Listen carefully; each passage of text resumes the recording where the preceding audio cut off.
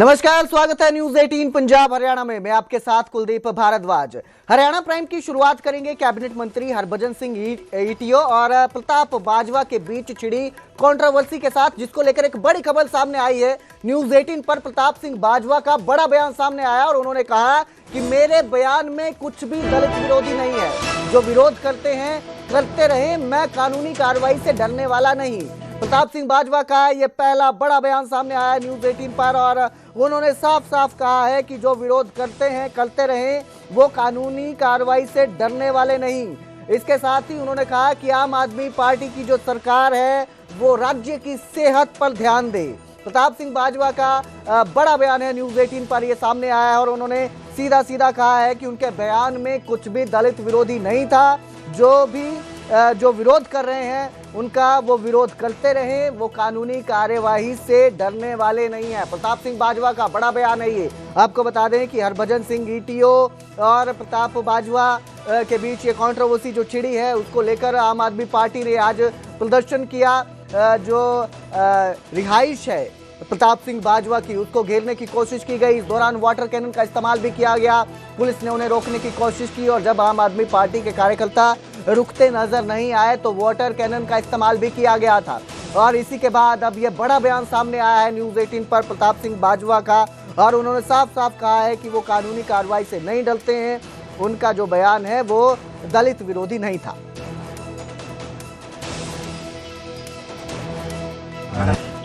ਅਸੀਂ ਤੇ ਦਲਿਤ ਭਾਈਚਾਰੇ ਨੂੰ, ਪਛੜੀਆਂ ਸ਼੍ਰੇਣੀਆਂ ਨੂੰ ਆਪਣੇ ਦਿਲ ਦਾ ਹਿੱਸਾ ਸਮਝਦੇ ਆ, ਆਪਣਾ ਸਿਰ ਦਾ ਤਾਜ ਸਮਝਦੇ ਆ।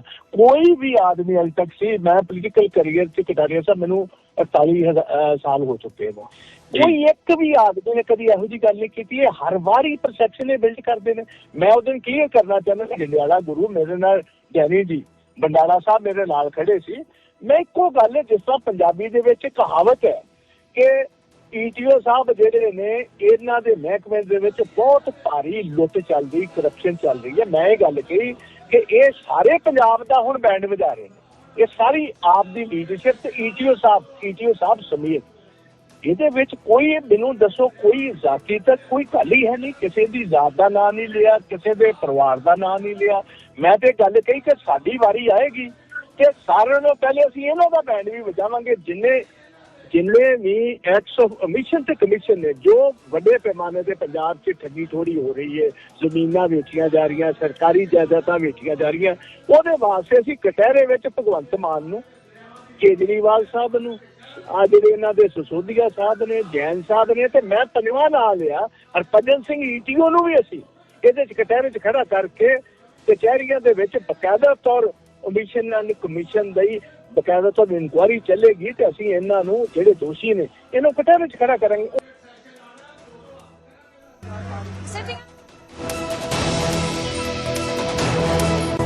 तो ये सफाई सामने आई है न्यूज 18 पर और सीधा सीधा कहना है प्रताप सिंह बाजवा का कि उनका जो बयान था वो दलित विरोधी नहीं था और वो किसी भी तरह की कानूनी कार्रवाई से नहीं डरते हैं। जो विरोध कर रहे हैं वो करते रहे।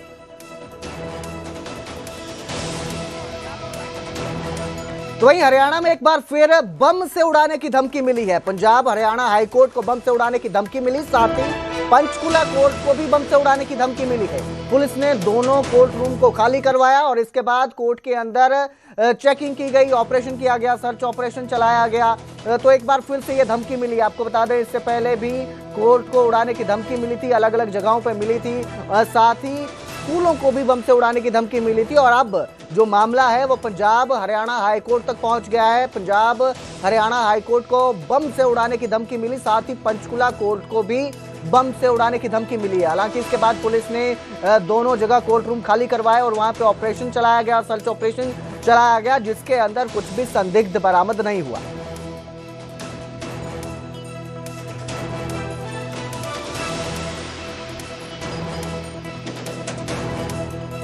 हमें सूचना मिली थी आज सुबह, हमारे सेक्टर 7 पुलिस, जिसकी जुरिस्डिक्शन में ये कोर्ट कॉम्प्लेक्स रहता है, उन्हें सूचना मिली थी कि ईमेल के माध्यम से कोर्ट में एक ईमेल आज सुबह जो आई हुई है, जिसको चेक किया जब कोर्ट के एम्प्लॉयज ने, तो उसमें कोर्ट परिसर को बॉम्ब से उड़ाने की धमकी बारे मेल कोई प्राप्त हुआ था, जिसके चलते एहतियात के तौर पर कोर्ट परिसर को पूरे को एक बार खाली करवाकर और चेक किया गया, जो हमारे डॉग स्क्वाड से और जो एंटी सबोटेज टीम होती है उनसे। तो इसमें किसी प्रकार का कोई भी ऐसी चीज नहीं मिली है। एहतियात के तौर पर सारे कोर्ट कॉम्प्लेक्स की जो है तलाशी ली गई और अच्छे से उसको चेक करवाया गया है और इसकी जांच की जा रही है कि ईमेल किस व्यक्ति द्वारा किया गया है और ये झूठी ईमेल जो भी इस प्रकार की जा रही है।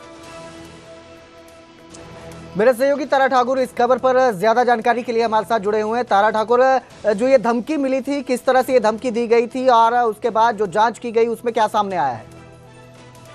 जी बिल्कुल, देखिए एक अननोन मेल से जो है कोर्ट परिसर को उड़ाने की धमकी दी गई थी। यह मेल जो है सेशन जज पंचकुला की मेल पर आया था और उसके बाद पुलिस टीमें वहां मौके पर पहुंची और पूरे कोर्ट परिसर को खाली करवाने के बाद पूरी तरह से चप्पे चप्पे की चेकिंग की गई, डॉग स्क्वाड की मदद ली गई, लेकिन ऐसी कोई संदिग्ध वस्तु जो है वो नहीं मिली है। लेकिन कहीं ना कहीं ये जो धमकी भरा जो मेल था, इसके बाद पुलिस पूरी तरह से अलर्ट है और अभी भी जो लोग हैं उनको अलर्ट किया गया है कि वो एहतियात के तौर पर पूरी मुस्तैदी रखें। अगर ऐसी कोई संदिग्ध वस्तु मिलती है तो उसकी सूचना पुलिस को दे। इस मामले को लेकर जो एसीपी हेडक्वार्टर हैं विक्रम नेहरा, उन्होंने भी कहा है कि ईमेल कहां से आया है और किसके द्वारा किया गया है, इसकी साइबर टीम जो है जांच पड़ताल कर रही है। अभी इस मामले को लेकर पुलिस पूरी तरह से अलर्ट है और ऐसी अगर धमकी जो मिली है इसको लेकर गंभीरता से जांच पड़ताल की जा रही है कि किसके द्वारा और कहां से की गई है। तो कोई संदिग्ध वस्तु नहीं मिली है। कोर्ट का जो कार्य है वो दोबारा से शुरू हुआ, लेकिन फिर भी जो पुलिस है वो पूरी तरह से अलर्ट नजर आ रही है। जी बिल्कुल, बहुत बहुत शुक्रिया इस तमाम जानकारी के लिए तारा ठाकुर। तो फिलहाल जो है अलर्ट मोड पर पुलिस और जवान वो तैनात हैं।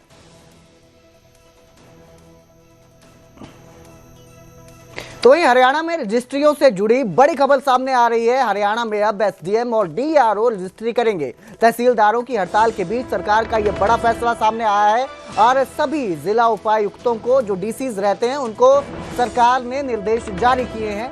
एसडीएम और डीआरओ को अलग से स्टाफ मुहैया करवाया जाएगा। डीसीज को ये आदेश दिए गए हैं, निर्देश दिए गए हैं। और प्रदेश में कई दिनों से आपको बता दें कि तहसीलदार जो हैं वो हड़ताल पर चल रहे हैं। तहसीलदारों को लेकर मुख्यमंत्री नायब सिंह सैनी ने कहा कि किसी को परेशानी है तो अधिकारियों को बताएं। ये मुख्यमंत्री नायब सिंह सैनी ने कहा है और अब एसडीएम और जो डीआरओ हैं उनकी ड्यूटी लगाई गई है रजिस्ट्रेशन करने के लिए। व्यवस्थाएं सारी हैं, ऐसा नहीं है कोई किसी प्रकार की कोई अव्यवस्था हो। हमने इसको पेपरलेस किया है और कई बार अगर कोई किसी को लगता है कि गलत हुआ है तो एप्लीकेशन दे जाकर के एसीएस को, परंतु काम करना और लोगों को सुविधा देना ये हमारी सरकार का प्रथम दायित्व है। जब मैं हर बात को सुनता हूँ, लोगों की समस्या का समाधान करता हूँ, उसका समाधान करने का हमारे अधिकारी ही करेंगे और कौन करेगा। अगर हमारे अधिकारियों में कहीं कोई दिक्कत है या उनको कोई लग रहा है हमारे साथ न्याय हुआ है तो एप्लीकेशन दे, उसके न्याय को दूर कर देंगे। और अब जिक्र करेंगे गुरुग्राम का, जहां मुख्यमंत्री नायब सिंह सैनी कष्ट निवारण समिति की बैठक में शामिल हुए और इस दौरान उन्होंने लोगों की समस्याएं सुनी। सीएम ने 12 शिकायतों का मौके पर ही समाधान किया। बैठक में कुल 17 शिकायतें रखी गई थी। इसके साथ ही सीएम ने अधिकारियों को दिशा निर्देश भी दिए। मुख्यमंत्री नायब सिंह सैनी ने राष्ट्रीय पुरुष दृष्टिहीन क्रिकेट प्रतियोगिता का भी शुभारंभ किया। तो नेशनल मेल जो ब्लाइंड क्रिकेट चैंपियनशिप है उसका भी आज शुभारंभ किया गया है। मुख्यमंत्री नायब सिंह सैनी ने इसका शुभारंभ किया है।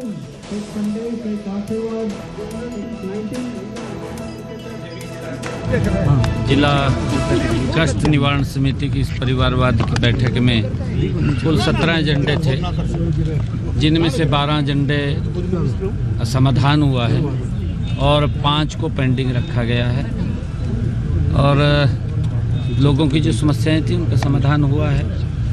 आज 5 के ऊपर पेंडिंग किया है। अधिकारियों को दिशा निर्देश क्या दिए गए हैं आज बैठक में? दिशा निर्देश तो यही है कि जन के काम करें, लोगों के काम करें और उसमें कोई कोताही ना बरती जाए। और गुरुग्राम को तो विशेष फोकस दे करके यहाँ की जो समस्याएं हैं उन समस्याओं का तुरंत समाधान होना चाहिए।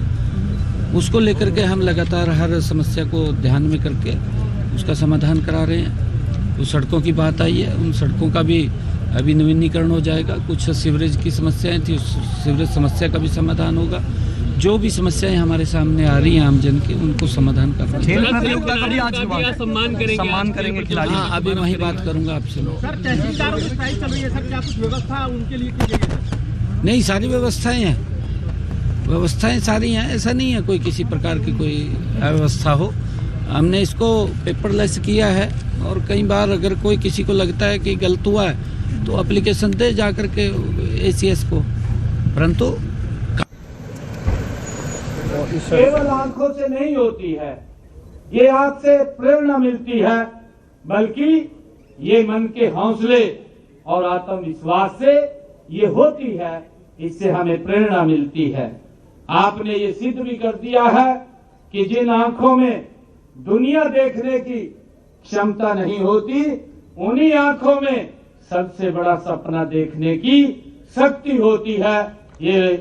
इसके लिए मैं आप सब खिलाड़ियों की उस शक्ति से मैं आपके संजीव उदाहरण यहां हम सब देख रहे हैं।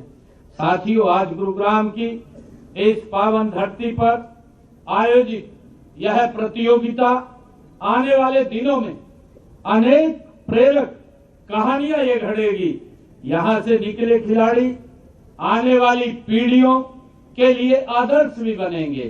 साथियों, यहां जब कोई बच्चा किसी ब्लाइंड खिलाड़ी को मैदान में शानदार प्रदर्शन करते देखता है तो उसके मन में यह विश्वास उठेगा कि कोई भी सपना असंभव नहीं है, वो अपने सपने को पूरा कर सकता है।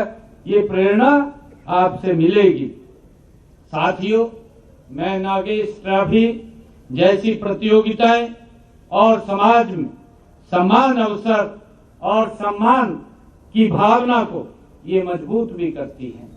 साथियों, यह आयोजन हमें याद दिलाता है कि खेल केवल जीत हार का माध्यम ये नहीं है। खेल चरित्र निर्माण, आत्म अनुशासन और ये सामाजिक एकता का एक सशक्त माध्यम भी है। तो वहीं हरियाणा में निकाय चुनावों को लेकर कांग्रेस का मंथन तेज हो गया है। चंडीगढ़ में निकाय चुनावों को लेकर कांग्रेस की बैठक हुई, जिसमें पंचकुला, अंबाला, सोनीपत के जिला अध्यक्ष भी पहुंचे थे, जिनके साथ निकाय चुनावों को लेकर चर्चा की गई। न्यूज 18 पर कांग्रेस अध्यक्ष, प्रदेश अध्यक्ष राव नरेंद्र सिंह का बयान भी सामने आया और उन्होंने कहा कि हम चुनाव को लेकर पूरी तरह से तैयार हैं। कांग्रेस निगम के चुनाव पर जो चुनाव सिंबल है उसी पर चुनाव लड़ेगी।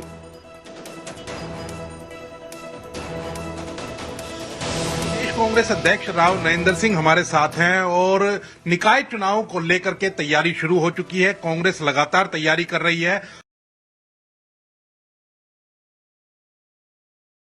कांग्रेस पूरी तरह से तैयार है भविष्य के लिए और कांग्रेस पार्टी के उम्मीदवार को चुनाव जिताएंगे। निकाय चुनाव में नगर निगम पर खाली निशान पे लड़ेंगे या नगर परिषद में भी कांग्रेस निशान पे लड़ेगी? अभी नगर निगम का ही फैसला है। नगर परिषद तो केवल एक ही है, रेवाड़ी का। वो वहाँ के स्थानीय हम सलाह करेंगे साथियों से, नेताओं से, अध्यक्ष, जिला अध्यक्ष से। वो लड़ना चाहेंगे तो लड़ सकते हैं। आपने कहा कि ये एक सेमीफाइनल की तरह होगा, तो सेमीफाइनल मान के चल रही है कांग्रेस? चुनाव तो चुनाव है, आपको पता है इलेक्शन है, चाहे वो गाँव में एक पंच का हो, चाहे एक वार्ड मेंबर का हो, चाहे वो चेयरमैन का है। और कोई भी राजनीतिक पार्टी अपनी तरफ से बेहतरीन प्रयास बढ़िया चुनाव लड़ती है। आगे रिजल्ट लोगों के हाथ में होता है, मुझे भरोसा है। ये कि उनको तो कैंडिडेट ही नहीं मिल रहे हैं, इलेक्शन क्या लड़ेंगे? हो सकता है भाजपा ने हमारा कहीं अध्यक्ष से मिलकर रिकॉर्ड देखा हो, कैंडिडेट नहीं मिल रहे। मेरी जानकारी में तो ऐसा नहीं है। मैं तो बताया आपको, मीटिंग के बाद बता पाऊंगा आपको कितने उम्मीदवार आ रहे हैं, कौन नहीं आ रहे। ऐसा नहीं है। बहुत कांग्रेस के प्रति प्यार रखने वाले लोग हैं, उनकी अपनी वो लिस्ट है जी। जिस तरह से विधानसभा चुनाव के अंदर था कि सरकार बनने वाली है, अब जो निकाय चुनाव आए हैं कहीं उसमें भी उसी तरह से तो संगठन एकजुट होकर के काम कर पाएगा? हाँ बिल्कुल, संगठन एक है, एक ही रहेगा, एकजुट होकर लड़ेगा संगठन पूरी तरह से। मजबूती से उपयुक्त उम्मीदवार तलाश होगी, सब मिलकर करेंगे। तो वहीं फरीदाबाद के सूरजकुंड में हुए दर्दनाक हादसे का एक नया वीडियो सामने आया। इसमें झूला टूटने और लोगों के रेस्क्यू करने का जो वीडियो है वो सामने आया है। शनिवार को सूरजकुंड मेले में झूला टूटने से दर्दनाक हादसा हुआ था और इस हादसे में एक पुलिसकर्मी की, पुलिस इंस्पेक्टर की मौत हो गई थी। कई लोग इस हादसे में घायल हुए थे। तो शनिवार को ये झूला टूटता